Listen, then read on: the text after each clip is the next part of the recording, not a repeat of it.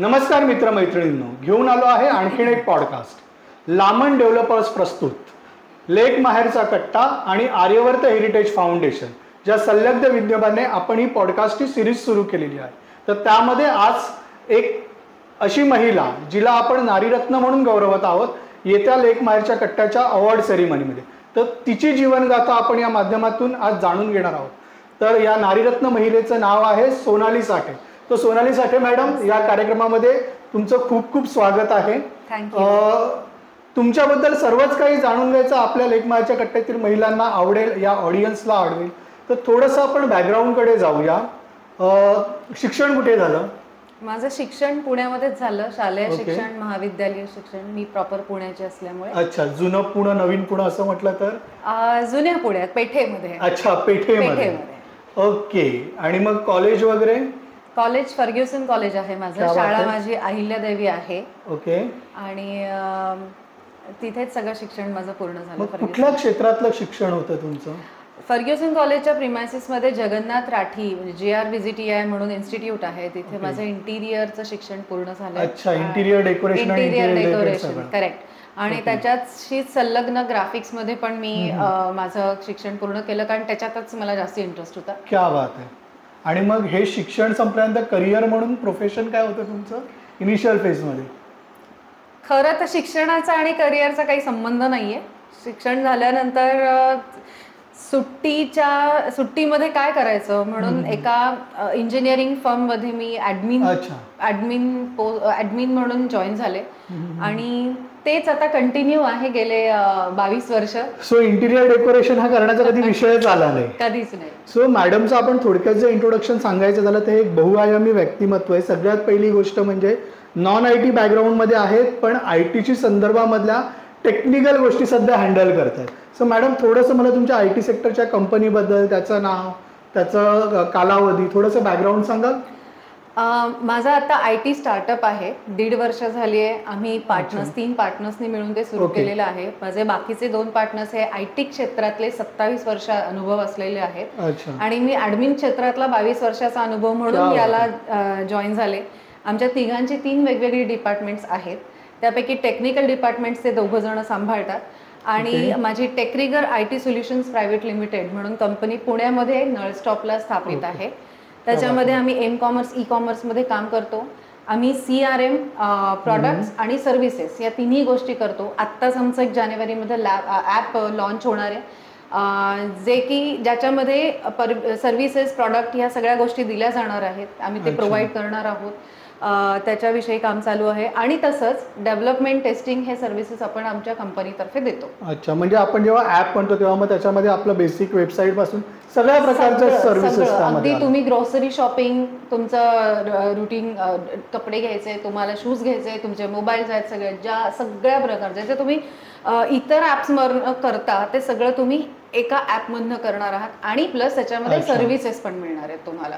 आणि हा ऍप तुम्ही कुणासाठी तरी बनवून देता आहे की तुमच्या कंपनीचा ओन ऍप असणार आहे? हा आमच्या कंपनीचा ओन ऍप आहे, पण सर्व्हिसेसच्या अंडर आम्ही इतर कंपन्यांचे वेबसाईट डेव्हलपमेंट आणि ऍप डेव्हलपमेंट अशा दोन्ही गोष्टी करणार आहोत. आणि याच्यामध्ये अजून एक सांगायचं असं आहे की जे छोटे छोटे उद्योजक आहेत, जे घरगुती उद्योग करतात, ज्यांना प्लॅटफॉर्म मिळत नाही किंवा त्यांचं एक लिमिटेड कस्टमर असतो, लिमिटेड क्लायंट बेस असतो, तर यांच्यासाठी आपण एक ओपन केलेलं आहे की तुम्ही इंडियापर्यंत पोहोचू शकता. ऑल ओव्हर इंडिया, कोपऱ्या कोपऱ्यात पोहोचू शकता भारताच्या. आणि तिथे तुम्ही तुमचा बिझनेस देऊ शकता. अर्थात त्याला काही लिमिटेशन्स आहेत की जसे खाद्यपदार्थांचे प्रॉडक्ट तुम्ही करणार असाल तर राईट, तर ते खराब न होणं वगैरे हा तुमची जबाबदारी असेल.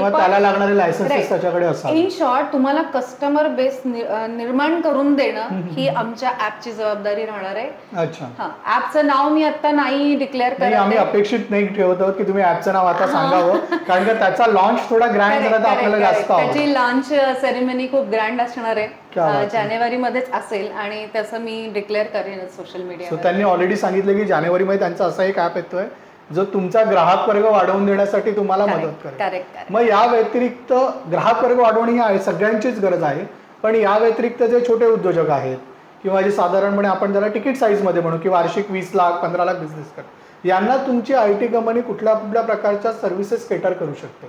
थोडंसं आपण डिटेलमध्ये बोलायचं झालं तर. सर्व्हिसेस म्हणजे मी म्हणलं तसं ना की तुम्ही तुमचा सबस्क्रिप्शन त्याच्यामध्ये तुम्ही तुमचे डिटेल ॲपमध्ये घालू शकता, टाकू शकता. त्याच्यानंतर ते आम्ही भरपूर लोकांपर्यंत पोहोचवण्याचा प्रयत्न करणार आहोत. त्याचा एक सबस्क्रिप्शन, ॲन्युअल सबस्क्रिप्शन फी असणार आहे, नॉमिनल असणार आहे, जी तुम्हाला अफोर्डेबल असणार आहे. आणि तुम्ही जसं तुमचा क्लायंट बेस आहे त्यांनाही तुम्ही ॲप ही आमची रेकमेंड करू शकता. आपल्या डाउनलोड इन्क्रीज बेसवरती सुद्धा काही गोष्टी चालणार आहेत, कारण जितके डाउनलोड होणार आहेत तेवढंच तुमचा क्लायंट बेस वाढणार आहे. आणि बाकी सर्व्हिसेस म्हणजे जसं की डिलिव्हरीज वगैरे जे असतील, फुलफिलमेंट आपण ज्याला म्हणतो, ते डिपेंड्स ऑन आपण काय म्हणत मर्चंट्स, आपण मर्चंट्स म्हणूयात आता, डिपेंड्स ऑन मर्चंट्स की त्यांना आमच्याकडून हवे की ते नंतरचा जसं जसं गोष्टी वाढत. बरं, हा भविष्यात ॲप तयार झाल्यानंतर तुमच्याकडे ॲज अ IT कंपनी काही डायरेक्ट मॅनपॉवर रिक्रुटमेंट वगैरे असणार आहेत? ऍक्च्युअली असणार आहे. मग त्या कशा पद्धतीच्या असतील? जर डाऊन द लाईन आपण एक 6 महिने पाहिलं, जर तुमच्याबरोबर कुणाला तरी संलग्न होऊन किंवा एकत्रित होऊन काम करायची इच्छा असेल तर मग त्या काय पद्धतीच्या असू शकतात? म्हणजे तशी जर आपल्याला माहिती देता आली तर दॅट विल बी मोर बेनिफिटरी, की ते एक संधी किंवा एक अपॉर्च्युनिटी म्हणून बघू शकतात. तर आता मी तुम्हाला सांगू शकते की आपल्याकडे IT प्रोफेशनल्स पासून अगदी जे वुमन सेल्समन असतात त्यांच्यापर्यंत सगळ्यांसाठी संधी आहे. हे B2C साठी म्हणतात. करेक्ट, B2C साठी सगळ्यांसाठी संधी आहेत. तुम्ही IT प्रोफेशनल असाल तर मी म्हणलं तसं टेस्टिंग, डेव्हलपमेंट ह्या सगळ्या गोष्टींमध्ये तुम्ही आम्हाला जॉईन होऊ शकता. तसंच अगदी ज्यांना शिक्षण नाही, आपण अशा लोकांसाठी म्हणूयात, पण त्यांना काहीतरी करायचं आहे, तर अशा लोकांसाठी आम्ही सर्व्हिसेसमध्ये त्यांना संधी देऊ शकतो. अच्छा, हे me time by time declare करत रिक्वायरमेंट्स असतील त्याच्याप्रमाणे ग्रुपवर टाकत जाईल. करेक्ट. IT क्षेत्रामध्ये जेव्हा तुम्ही 3 पार्टनर्स एकत्र आलात, मग हे पार्टनरशिपचं गणित बसलं कसं? हां, तर मी ॲक्सिडेंटलीच IT कंपनीमध्ये जॉईन झाले 6 वर्षांपूर्वी. तिथे माझी या दोघांची ओळख झाली, माझ्या 2 पार्टनरशी. आणि त्याच्यानंतर आम्ही ज्या पद्धतीने चर्चा करायचो, आम्ही ज्या पद्धतीने सगळं डेव्हलपमेंट बघितली आहे इतर दुसऱ्या कंपनीसाठी, लंडन बेस्ड कंपनी आहे, त्या कंपनीसाठी आम्ही ज्या पद्धतीने कामं केली, तेव्हा आम्हाला असं लक्षात आलं की अरे, जर का आपण हेच सगळं आपल्या भारतासाठी केलं आणि आपलं डोकं आपण आपल्याच गोष्टींसाठी वापरलं तर काय, म्हणून मग ही सुरुवात झाली. मग आम्ही इनिशियल लेवलला सगळ्या चर्चा करून पॉसिबिलिटीज लक्षात घेऊन फायनली कंपनी स्थापन केली. अच्छा, म्हणजे आता तुम्ही कोणी सध्या डायरेक्ट जॉबला नाही आहात, तुमचं पूर्ण वेळ काम आता या IT कंपनीकडे? Yes, we are working as directors. Okay, 3 directors, 3 partners, 3 aligned एका पेजवर येणारे माइंडसेट होते आणि म्हणून एक कंपनी स्थापन झाली. आता 10 एम्प्लॉईज आपण अपॉइंट केलेले आहेत. अच्छा, सो इन हाऊस 10 जणांची टीम तुमच्याकडे कामं चालू झालेली आहे. क्या बात आहे, क्या बात आहे. मला थोडीशी अशी कुणकुण लागली की तुम्ही कुठेतरी इन्शुरन्स सेक्टरमध्ये पण तुमचं नशीब आजमावलं, तर त्याबद्दल थोडं ऐकून घ्यायला आपल्याला आवडेल. हां, ॲक्च्युली मी जसं म्हणलं तसं ओघाओघाने सगळीकडे आली आहे. स्टार हेल्थ इन्शुरन्समध्ये मी आधी ॲडमिन डिपार्टमेंटमध्येच होते, ऑफिस बेरर्समध्ये. करेक्ट. तर आणि थोडासा मार्केटिंगचा पण माझा असल्यामुळे इन्शुरन्स सेलिंगमध्ये सुद्धा मी काम केलेलं आहे. त्याचा मला 12 वर्ष इन्शुरन्स सेल पण केलेलं. येस, त्याचा मला 12 वर्षाचा अनुभव आहे. So saying no is an art, आणि ते कसं घ्यायचंय तुम्हाला माहिती. करेक्ट. ओके. या व्यतिरिक्त आपण फक्त अर्थार्जनाबद्दल बोलणार नाही आहोत, मॅडमच्या थोडासा कलागुणांबद्दल पण आपण बोलणार आहोत. तर मॅडमचा थोडासा जीवाभावाचा विषय आहे, पण मॅडम खूप चांगल्या गायिका आहेत, वोकलिस्ट आहात. सो त्याबद्दल आम्हाला थोडंसं जाणून घ्यायला आवडेल. हा प्रवास सुरू कुठे झाला? तसा माझा प्रवास शाळेपासून सुरू झाला. शाळेमध्ये जसं समूहगानमध्ये वगैरे भाग घेताना जेव्हा मलाही कळलं त्यावेळेस की आपल्याला गाण्यातलं थोडंसं कळतं, मग त्याच्यातनं माझ्या शिक्षकांना लक्षात आलं. आणि आमची शाळा फॉर्च्युनेटली खूप छान आहे की कलागुणांना वाव देऊन ती विद्यार्थिनी त्याच्यात पुढे जाऊ शकते का हे बघितलं जातं. तर त्याच्यामध्ये मग मला सोलो सिंगिंगमध्ये शाळेने रेकमेंड करायला सुरू केलं आणि मग त्याच्यानंतर सुरुवात झाली. तर PCMC आयडॉल हा जो काही पिंपरी चिंचवडमध्ये गाण्याची स्पर्धा घेतली जाते, त्याच्यामध्ये माझ्याच काही मित्रमैत्रिणींनी नाव टाकलं होतं माझं. तुमचं नाव त्यांनी जाऊन करेक्ट रजिस्टर केलं आणि त्याच्यामध्ये मग मला पिंपरी चिंचवड आयडॉल म्हणून ही ट्रॉफी मिळाली. मग त्याच्यात तो प्रवास सुरू झाला. मग कळलं की भाई ट्रॉफी मिल सकती है तो करियर बन सकता है. हां, ऑफर येत गेल्या. आणि फक्त माझ्यापुरतं नाही तर माझी स्वरनील एंटरटेनमेंट कंपनी आहे, ती नवोदित गायकांना जास्ती संधी देते. तशीच त्यांनी मला नवोदित गायिका म्हणून संधी दिली होती. क्या बात आहे, क्या बात आहे. मग तुम्ही याचे कुठले कार्यक्रम वगैरे कुठे आयोजित होतात का? हां, स्वरनील एंटरटेनमेंट तर्फे आपण पुण्यामध्ये आता सध्या कार्यक्रम करतोच आहोत. आपली मेंबरशिप असते त्याची, वार्षिक आहे मेंबरशिप. त्याच्यामध्ये आपण 4 प्रोग्राम्स ना त्या मेंबरशिप अमाऊंटमध्ये दिले जाते. कार्यक्रम होतात पुण्यात? पिंपरी चिंचवड आणि पुणे. यशवंतराव नाट्यगृह, बालगंधर्वमध्ये होतात. पिंपरी चिंचवडमध्ये मोरेश्वर सभागृहामध्ये होतात. आणि साधारण कधी कधी असतात हे कार्यक्रम? शनिवार रविवार, कुठल्याही वीकेंड, म्हणजे दर क्वार्टरली किंवा दर 2 महिन्यात तसं क्वार्टरली. आणि ते आमचं झाला, तो एक आमचा फॉर्मॅट झाला. पण जर का रिक्वायरमेंट आली तर आम्ही तसंही करतो. सो गायकाचे म्हणजे प्रॉपर आपण गायनाचे जे 2-3 तासाचे जे स्वरांशी संबंधात जे काही गाणी चालतात ते दिवाळी पहाट पासून सर्व चालतं त्यामध्ये. तर अशा प्रकारचे कुठलेही कार्यक्रम जर तुम्हाला हवे असतील तर तुम्ही मॅडमना अप्रोच करू शकता. मग गायनाची आवड आहे हे मला कळलं, त्याच्यातून कार्यक्रम आणि त्याच्यातून ती कला जोपासणं हेही मला कळलं. पण कुठेतरी सर्वसामान्य घरात बसलेल्या महिलांना किंवा त्या मुलींना घरातून बाहेर काढून कुठेतरी भजनं शिकवणं हा विषय कुठून सुरू झाला? हा थॉट मुळात कुठून आला? खूप युनिक थॉट आहे. माझ्या ओळखीच्या काकू आहेत, त्यांनी संस्कार वर्ग नाही म्हणत, संस्कृत श्लोक वर्ग. अच्छा. हा त्यांनी घ्यायला सुरुवात केली होती आणि मी त्याच्यामध्ये शिकण्यासाठी म्हणून गेले होते. तो संस्कृत शिकण्यासाठी की ती सुभाषित शिकण्यासाठी? आपले सगळे जे श्लोक, स्तोत्र जी आहेत ती. खरं तर माझ्या आजीकडनं मला ही शिकलेली आहेत, पण संस्कृत शिकवणाऱ्या व्यक्तीकडनं शिकणं ही जरा वेगळी गोष्ट असते. त्याच्या कोड प्रॉपर करणं. करेक्ट.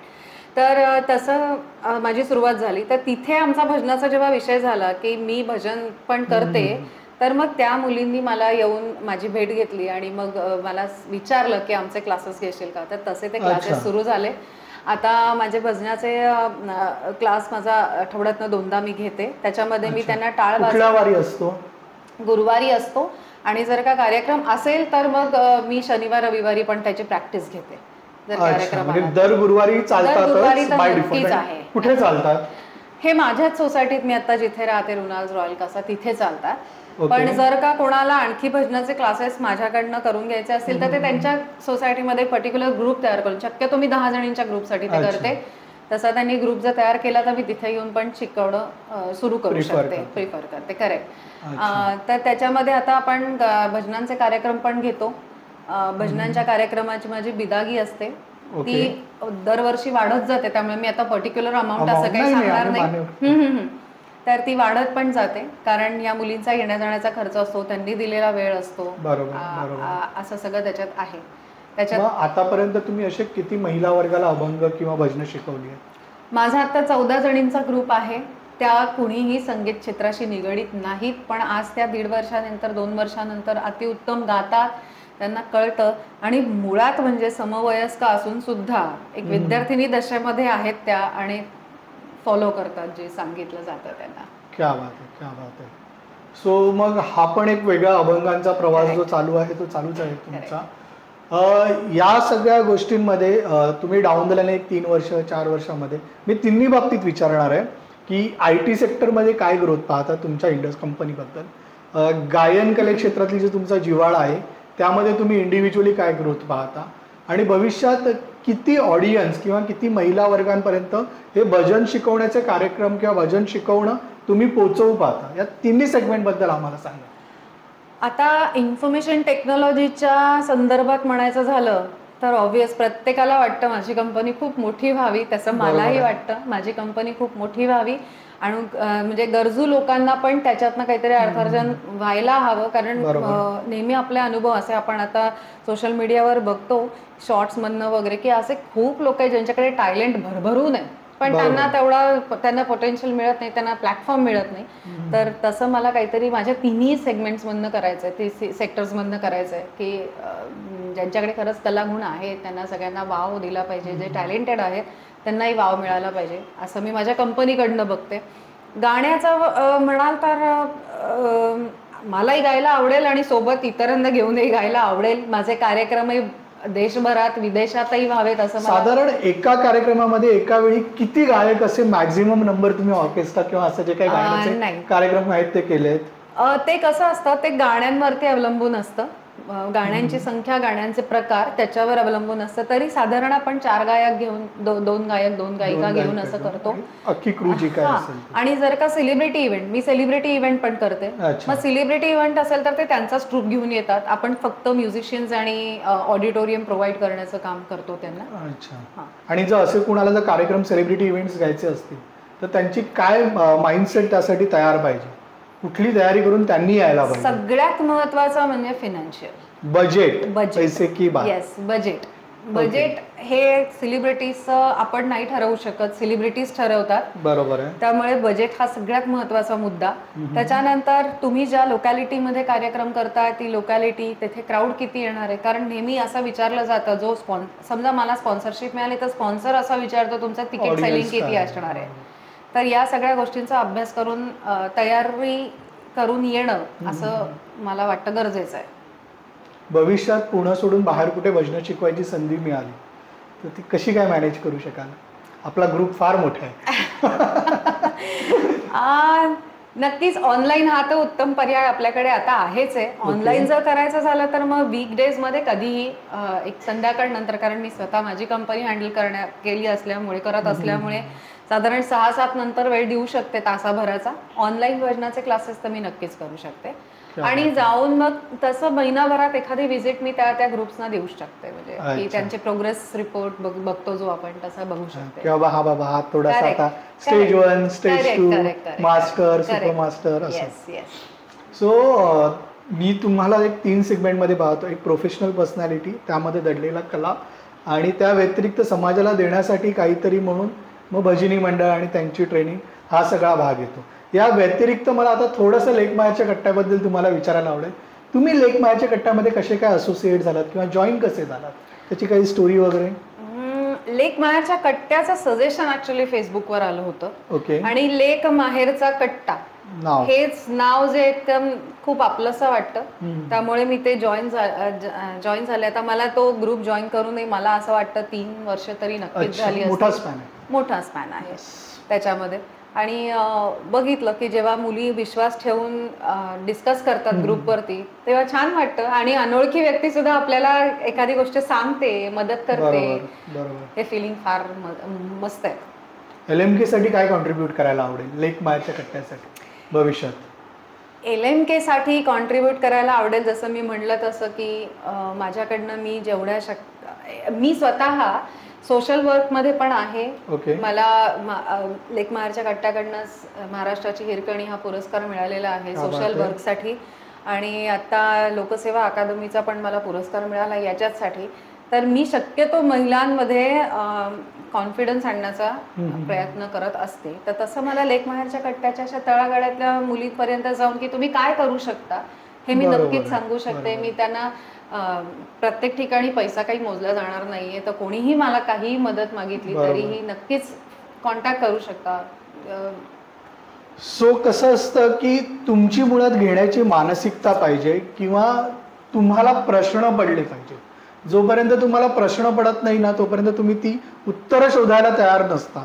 आणि जोपर्यंत तुम्ही उत्तरं शोधण्याकडचा प्रवास सुरू करत नाही ना तोपर्यंत तुम्ही त्या प्रवाहात येत नाही की जिथे तुम्ही यश गाठायला सुरुवात करा. तर असाच एक 20 वर्षाचा नॉन IT बॅकग्राऊंड पण आज IT कंपनीच्या डिरेक्टर, मनस्वी गायिका आणि कुठे ना कुठेतरी सोशली इन्क्लाइंड असलेलं व्यक्तिमत्व, असं बहुआयामी व्यक्तिमत्व. साठे मॅडम, तुम्ही इथे आलात, तुमचा बहुमोल वेळ आम्हाला आमच्या या पॉडकास्टसाठी दिलात, त्याबद्दल खूप खूप आभार. Thank you so much. थँक्यू. मी लेखमायाच्या कट्टाला, ग्रुपला आणि त्यांच्या ॲडमिनना खूप खूप शुभेच्छा देते. आणि तुमचं खूप खूप अभिनंदन की तुम्ही या सगळ्या क्षेत्रामध्ये महिलांना इतकं छान प्रोत्साहित करताय. तुम्हाला खूप खूप शुभेच्छा. Thank you so much. धन्यवाद.